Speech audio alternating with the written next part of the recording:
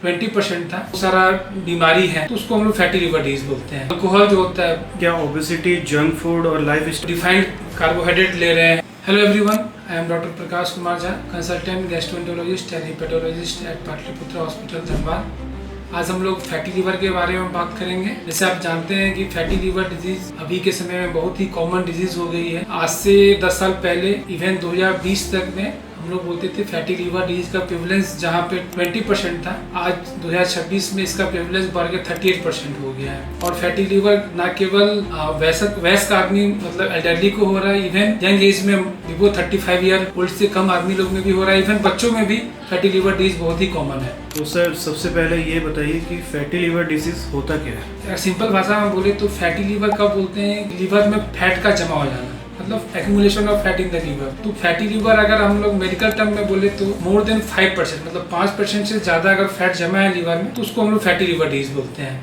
तो ये जो फैट जो है बहुत से कारणों के कारण हो सकता है, केवल ऐसा नहीं है कि फैटी लीवर डिजीज अनेक कारण है। जैसे कि आप बहुत सारा बीमारी है जिसमें फैटी लीवर हो सकता है, जैसे कि हेपेटाइटिस सी में फैटी लीवर डिजीज हो सकता है। इसके अलावा अल्कोहल जो होता है बहुत कॉमन है, उसमें फैटी लीवर डिजीज हो सकता है। इसके अलावा बहुत सारे दवा होता है, उनके खाने से ही फैटी लीवर, जैसे कि आपका मिथोट्रेक्सेट हो गया, टैमोक्सिफेन हो गया, इवन सिंपल टेट्रासाइक्लिन हो गया, या फिर HIV की मेडिकेशन हो गए। इसके अलावा स्टेरॉइड और कॉर्टिकोस्टेरॉइड हो गया, उसके चलते ही फैटी लीवर डिजीज हो सकता है। और सर ये क्या ओबेसिटी, जंक फूड और लाइफ स्टाइल भी इस चीज़ का रीज़न है?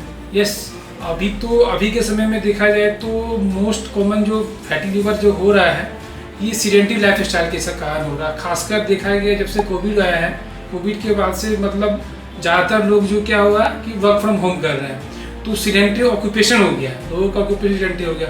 घर में ही रह के वर्क कर रहे हैं, ज़्यादा टाइम स्क्रीन पे दे रहे हैं, घर पे ही खाना ऑर्डर कर दे रहे हैं, फिजिकल एक्टिविटी बहुत ही कम हो गया है। तो ये जो सीडेंटरी लाइफ स्टाइल हो गया, खाना जो हम लोग फास्ट फूड खा रहे हैं, पैकेज फूड खा रहे हैं, मतलब रिफाइंड कार्बोहाइड्रेट ले रहे हैं। इसके अलावा हम लोग का इंटेक में सुगरी बीवरेज, कोल्ड ड्रिंक हो गया, उसके बाद सुगरी जूस आता है जो हम लोग खाना बनाने में यूज़ करते हैं। ये सब के कारण क्या होता है, अल्टीमेटली इंसुलिन असिस्टेंट होता है जो कि मेन मैकेनिज्म है फैटी लीवर का।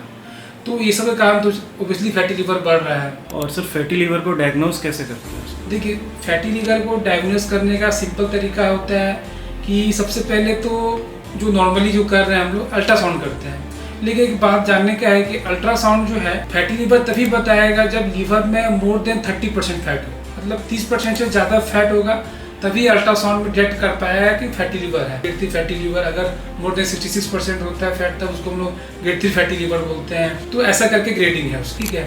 और अल्ट्रासाउंड के अलावा और क्या कर सकते हैं, तो क्या हुआ कि 5 से 30% तो हम डिटेक्ट नहीं कर पाए अल्ट्रासाउंड से, तो उसके लिए अदर तरीका क्या है, तो हम लोग फाइब्रो स्कैन करते हैं।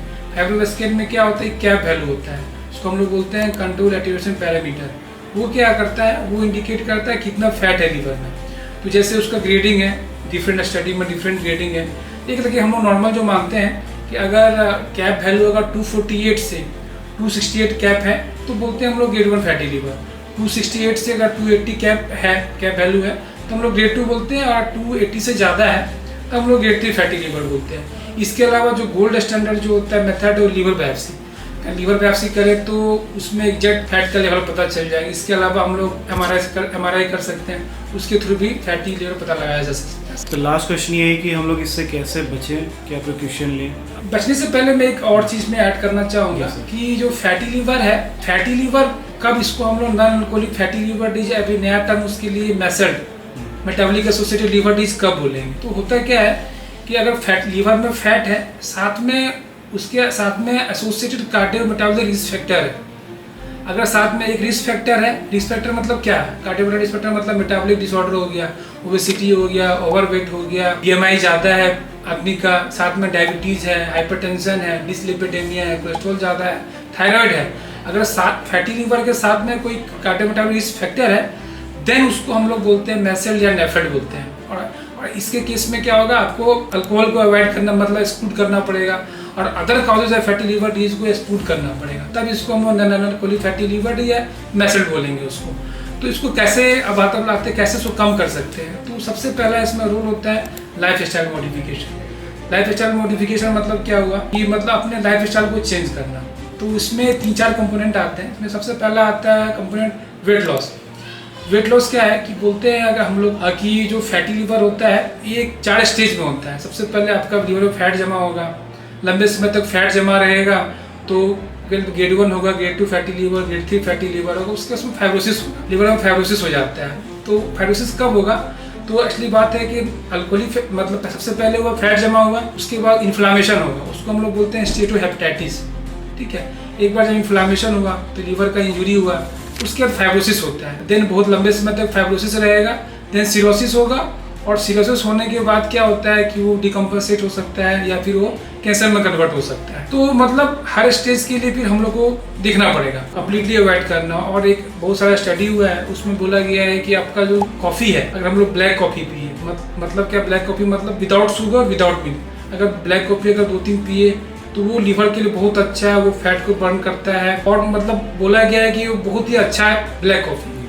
इसके अलावा अगर हम लोग दवा में बात करें तो दवा में क्या की बात होगा, तो सबसे पहले इंडिया में ड्रग है सारोग्लुटाज़ार, जो इंडिया में 2020 में अप्रूव हुआ था। वो क्यों, लेकिन वो इंडिया में ही अप्रूव्ड है, पूरा ऑल ओवर वर्ल्ड में अप्रूव नहीं है, उसको DCGI अप्रूव किया है। तो वो हम लोग प्रिस्क्राइब करते हैं पेशेंट को। तो उसमें क्या होता है कि उससे लीवर में फैट कम होता है और सूजन भी कम होता है, लेकिन फाइब्रोसिस पे उसका बहुत ज़्यादा इफेक्ट नहीं होता है। इसके अलावा हम लोग लेकिन जो सारोग्लुटाज़ार है उसका डोज जो है उसको हम लोग को 1 ईयर तक देना पड़ता है। इसके अलावा हम लोग विटामिन E भी यूज़ करते हैं, उसको हम लोग 800 mg के डोज में यूज़ करते हैं। एक ट्रायल हुआ था प्रिवेंस ट्रायल, उसके बाद विटामिन E का रोल आया था। तो विटामिन E को लेकिन बहुत लंबे समय तक देना पड़ता है, 2 साल तक देना पड़ता है, और उस ग्रुप ऑफ पेशेंट में देना पड़ेगा जिसमें डायबिटीज नहीं है। तो विटामिन E देने से भी क्या होता है, लीवर में सूजन कम होता है, लीवर का एंजाइम कम होगा, उसके अलावा आपका फैटी लीवर भी कम होगा, लेकिन फाइब्रोसिस पे वो भी इफेक्ट नहीं करता। अभी रिसेंटली जो 2024 में एक नया ड्रग जो FDA लॉन्च किया पूरा वर्ल्ड लेवल पे, रेस्मेट्रोन, ये ड्रग जो है ये अभी लेटेस्ट लॉन्च हुआ है, और ये ड्रग बोला जाता है कि